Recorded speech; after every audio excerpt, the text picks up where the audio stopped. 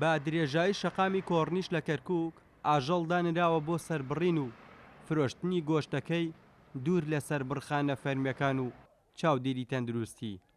لیژنەکانی قایمقامەت و تەندروستی هەوڵ بۆ نەهێشتنیان دەدەن، بەڵام بێسوودە.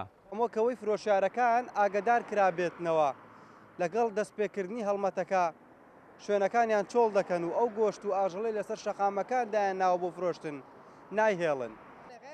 ئەمانە ئەو قەسابانن کە ئاژەڵەکان دەهێننە سەر شەقام و دوور لە چاودێری تەندروستی سەریان دەبڕن، باس لەوە دەکەن بۆ ئەوەی لەسەر شەقام کار بکەن پارەیان لێوەرگیراوە. ئێستاش داواکارن شوێنی تایبەتیان بۆ دابنرێت تا بە یاسایی و لەژێر چاودێری تەندروستی گۆشت بفرۆشن. ئێمام شوێنەمان بە پارە کڕیوە. ئێستا لیژنەکان بە دۆماندا دەکەڕێن و ناهێڵن لێرە گۆشت بفرۆشین. زۆر داوامان کردووە کۆشکمان بۆ دروست بکرێت تا کاسبی بکەین، کەس گوێمان لێ ناگرێت. پزیشکێکی ڤێتەرنەری هۆشداری دەدات لە بەکارهێنان و نەخواردنی ئەو گۆشتەی لە بەشێکی شەقامەکانی کەرکووک دانراوە بۆ فرۆشتن. دەڵێت لەژێر چاودێری تەندروستی و سەربڕخانەکان سەرنابڕدرێن، گومان دەکرێت گۆشتی ئاژەڵی نەخۆش و جۆری تریش لەگەڵیان ساغ بکرێتەوە.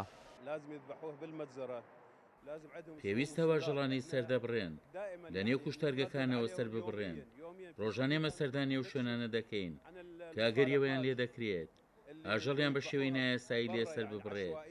مەترسیە و کارە لەوەدایە سەربڕینی ئاژەڵ لەسەر شەقام ئەگەری بڵاوبوونەوەی چەندین نەخۆشی زۆرا و زۆری لێ دەکرێت.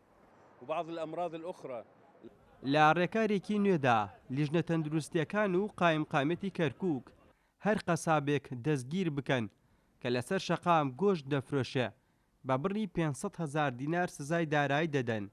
ئاژەڵەکانیش دەست بەسەر دەکەن. حملتنا صباحية مسائية. اللجنة مؤلفة. هەڵمەتەکانمان بەیانیان و ئێوارانە. لیژنەی تایبەتمان پێک هێناوە ئۆپراسیۆنە هاوبەشەکان لەگەڵمانن. بەردەوام دەبین لە دەست بەسەرکردنی ئاژەڵ فرۆشانی نایاسایی و ڕێگر دەبین لە سەربڕینی دەرەوە. سەرپێچی کار بە بڕی 500,000 دینار سزای دارایی دەدرێت. ونصادر الحيوانات ويتم تغريمها ب 500,000 دينار. ئەو گۆشتەی لەسەر شەقام دەفرۆشرێت نرخەکەی هەرزانە، جیاواز لەو گۆشتەی لە سەربڕخانەی فەرمی ئاژەڵەکەی سەربردراوە و نرخی کیلۆیەکیشی نزیکەی 14,000 دینارە. ئاسۆ ئەحمەد، کورسات نیوز، کەرکووک.